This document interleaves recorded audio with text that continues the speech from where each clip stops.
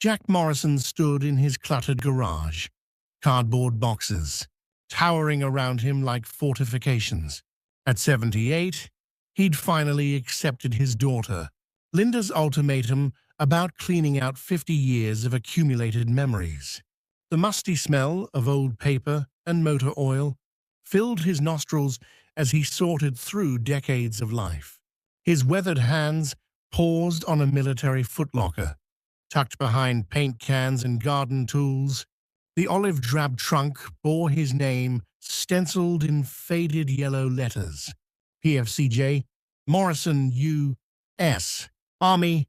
He hadn't opened it in years. The rusty latches protested with metallic groans as Jack forced them open. Inside lay his old uniform, dog tags, and a purple heart he'd never displayed. But beneath the familiar items, something unexpected caught his eye. A canvas mailbag, forgotten and dusty. Jack's breath caught in his throat as he untied the drawstring. Dozens of letters spilled out, their edges yellow with age. Each envelope bore different handwriting, different addresses, but all shared one heartbreaking detail: they'd never been delivered. His hands trembled as he read the return addresses. Names flooded back: Corporal Miller, Sergeant Lopez, Private Johnson, his brothers, his fallen brothers. Jack sank onto an overturned crate, overwhelmed by the weight of discovery. These weren't just letters, they were final words, last thoughts, declarations of love that had been silenced by war. Somehow, in the chaos of combat and the fog of grief, these voices had been lost. He picked up one envelope addressed to Mrs. Sarah Miller, Topeka, Kansas, in careful, hopeful script. His throat tightened as memories of Danny Miller flooded back, barely 19, always talking about his high school sweetheart back home. Jack whispered to the empty garage, his voice thick with emotion and determination. These words deserve daylight. I owe it to them. Jack settled into his favorite recliner, Danny Miller's letter trembling in his weathered hands. The envelope had yellowed with age, but the careful script remained clear, written by a young soldier who believed he had forever to say everything in his heart. He opened it slowly, as if handling something sacred. My dearest Sarah, Jack read aloud to the empty living room, his voice carrying the weight of 50 years. If you're reading this, it means I won't be coming home to marry you like we planned.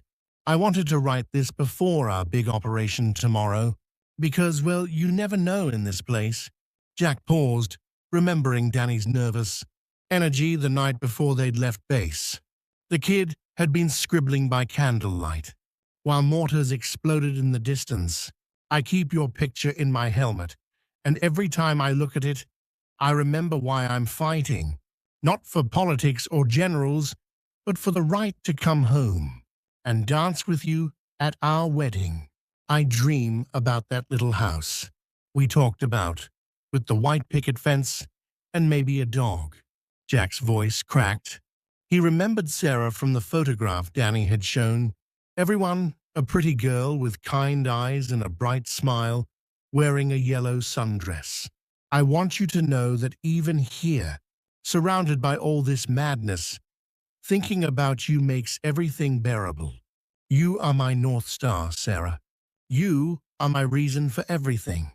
The letter continued with plans for their future, dreams of children, and promises of forever from a boy who'd never see 20. Jack folded the letter carefully, his heart heavy with the weight of undelivered love. Danny Miller had died 3 days after writing those words, cut down by sniper fire while carrying wounded comrades to safety. Jack reached for his truck keys with grim determination. Sarah Miller deserved to hear her soldier's voice one more time. Jack's old Chevy pickup rumbled to life as dawn painted the sky pale orange. The truck bed held a cooler, sleeping bag, and most importantly, the canvas mail bag secured with bungee cords. At his age, Most men would be settling into retirement routines. But Jack felt more purpose than he had in years. His cell phone buzzed as he pulled onto the interstate. Linda's worried voice filled the cab through the Bluetooth speaker. "Dad, you can't just drive across the country alone. What if something happens? What if the truck breaks down?"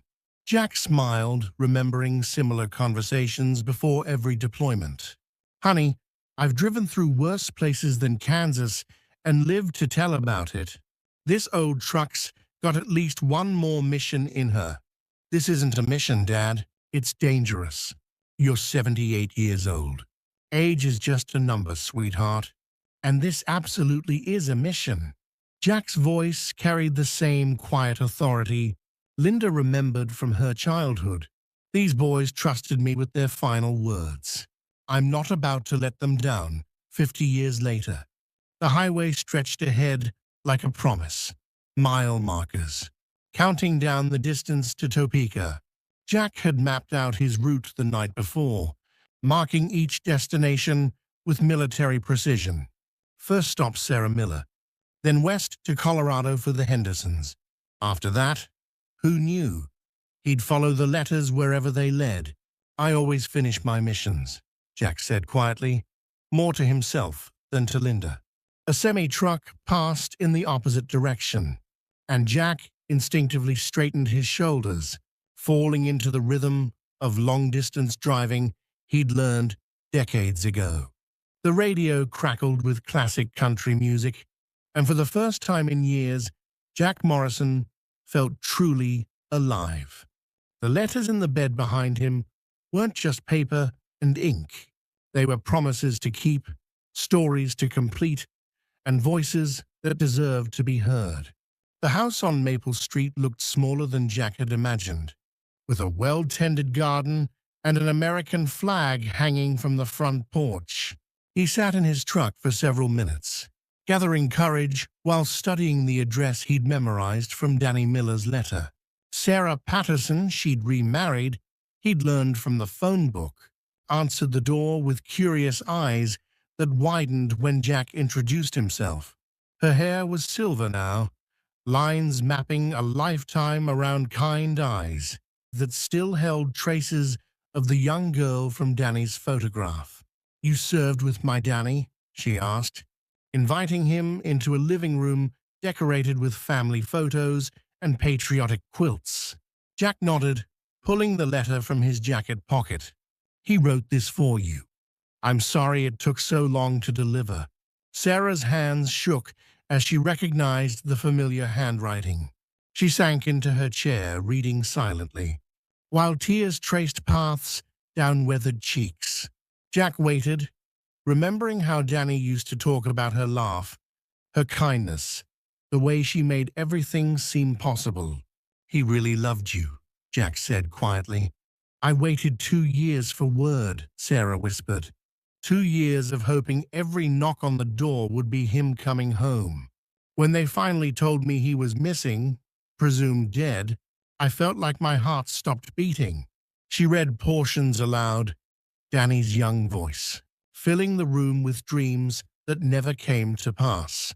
When she finished, Sarah stood and embraced Jack with surprising strength.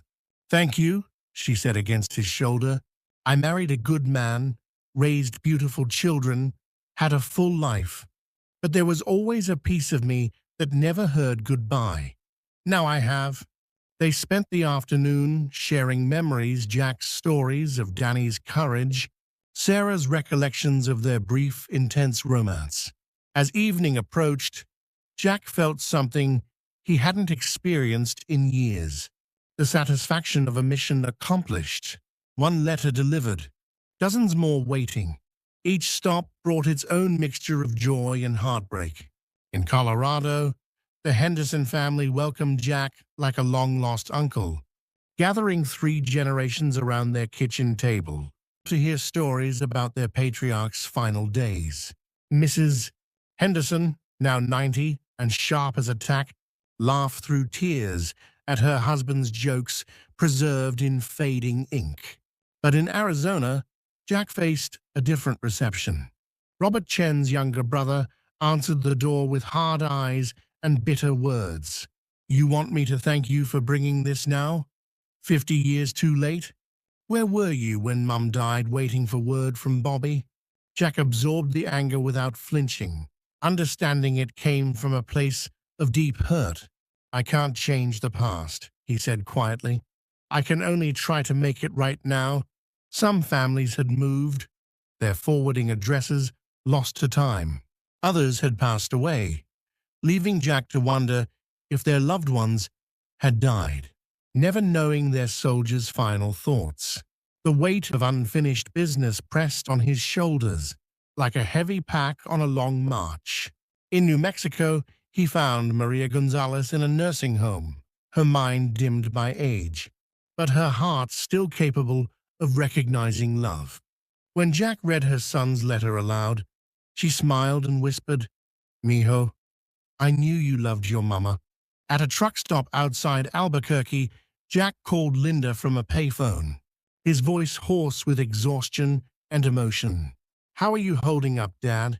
Jack watched 18-wheelers thunder past in the desert night, their headlights cutting through darkness like tracers. The mailman doesn't pick the message, sweetheart. He just makes sure it's delivered. And I've got more deliveries to make. Each letter was a burden and a blessing, carrying him forward on roads that led deeper into memory and closer to redemption. The VFW hall in Phoenix buzzed with nervous energy as 4 old soldiers gathered around a scarred wooden table. Jack had tracked down the survivors through veterans associations and social media posts from helpful grandchildren. Now they sat together for the first time in 50 years. Tommy Kowalski, Big Jim Patterson, Carlos Mendez, and himself. Time had changed them all. Tommy's hair was gone, Jim walked with a cane, and Carlos wore hearing aids. But their eyes still held the same spark. Jack remembered from jungle clearings and fire-base perimeters. Feels like roll call again, Tommy said, raising his bottle. Just with more gray hair and prescription bottles. They'd each brought letters from the mailbag messages to their younger selves, written by hands that no longer existed. Carlos opened his first, penned by Martinez from their squad. Listen to this, Carlos chuckled, reading aloud. Dear future Carlos, if you're reading this, it means you made it home and I didn't. Stop feeling guilty about it, you ugly bastard. Take my share of the good times and live twice as hard. The men laughed and cried in equal measure as they shared their letters. Stories emerged between the lines, practical jokes, shared fears, dreams of home that sustained them through impossible conditions. Jack watched his brothers transform as they read, becoming young soldiers again in their hearts. Martinez always was a smart-ass. Big Jim wiped his eyes. Remember when he convinced the new guy that sea rations came in pizza flavor? They talked deep into the night, letters serving as keys to memories they'd locked away. Jack realized these men had carried the same burden. He had survivor's guilt mixed with gratitude, wondering why they'd been spared when others hadn't. We're still here, Tommy said finally. That has to mean something. Jack nodded, feeling lighter than he had in decades. Sometimes the best mail delivery was to yourself. Back in his motel room, Jack reached into the bottom of the mailbag for the final letter. His heart stopped when he saw his own name written in familiar handwriting. For Jack Morrison, from your buddy Eddie Kowalski. Eddie, Tommy's older brother, the squad's unofficial philosopher, who quoted Shakespeare while cleaning his rifle. Jack remembered finding Eddie's body after an ambush, remembered the promise he'd made while closing his friend's eyes, to look after Tommy, to make it home for both of them. With trembling hands, Jack opened the envelope. Hey, Jack, if you're reading this, it means I didn't make it, and you did. Don't you dare feel guilty about that, you hear me? We both knew the odds when we signed up. Jack's vision blurred as Eddie's voice seemed to fill the small room. "I'm writing this because I know you, Jackie boy. I know you'll blame yourself for every guy who doesn't make it home. I know you'll carry us all on your shoulders, like you carried that wounded kid at Firebase Charlie. But here's the thing, that's not your job." Jack sobbed, 50 years of suppressed grief finally finding release. "Your job is to live, Jack. Live for all of us who can't. Fall in love, raise kids, complain about your taxes, argue about baseball, live a big, messy, beautiful life, and don't apologize for it. Promise me you'll stop just surviving and start actually living." The letter continued with Eddie's characteristic humor and wisdom. But Jack could barely read through his tears. His friend had known him better than he'd known himself, had seen the guilt that would follow him home from war. "Promise me you'll live for both of us," Eddie had written in closing. Jack looked around the motel room, at the empty mailbag, at the map marking all the families he'd visited. For the first time in 50 years, he understood he'd been delivering more than letters. He'd been delivering himself from the prison of survivor's guilt. The VFW hall had been transformed.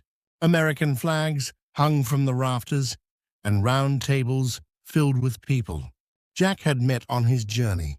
Sarah Patterson sat beside her grown children. The Hendersons had driven up from Colorado, and even Robert Chen's bitter brother had come, clutching his sibling's letter with careful hands. Jack stood at the podium, looking out at faces that represented dozens of delivered messages, connections restored, and stories finally told. Tommy, Carlos, and Big Jim sat at the front table. His brothers, who'd helped him understand that survival was a gift, not a burden. 50 years ago, Jack began, his voice steady and strong, "I thought my war was over. I came home, tried to forget, tried to move on. But I was wrong. My war wasn't over, it was just beginning." He gestured to the mailbag displayed on a table draped with an American flag. "These letters taught me something I'd forgotten. We don't honor the fallen by carrying guilt. We honor them by carrying their love forward, by living the lives they never got to live, by making sure their voices are heard." Maria Gonzalez's granddaughter read her soldier son's letter aloud in both English and Spanish. A Henderson grandson shared his grandfather's jokes, bringing laughter through tears. One by one, families stood to share their delivered messages, creating a tapestry of love that transcended time and death. "The last mail call isn't about the letters," Jack concluded, his eyes bright with unshed tears. "It's about the lives behind them. It's about remembering that love doesn't end with death. It just waits for someone brave enough to deliver it." He raised his glass, and the entire hall stood with him. "As long as we remember, they're still here. As long as we carry their love forward, they're still fighting alongside us. The last mail call never really ends. It just finds new voices to carry the message." Outside, the American flag snapped in the evening breeze, and Jack Morrison finally felt at peace.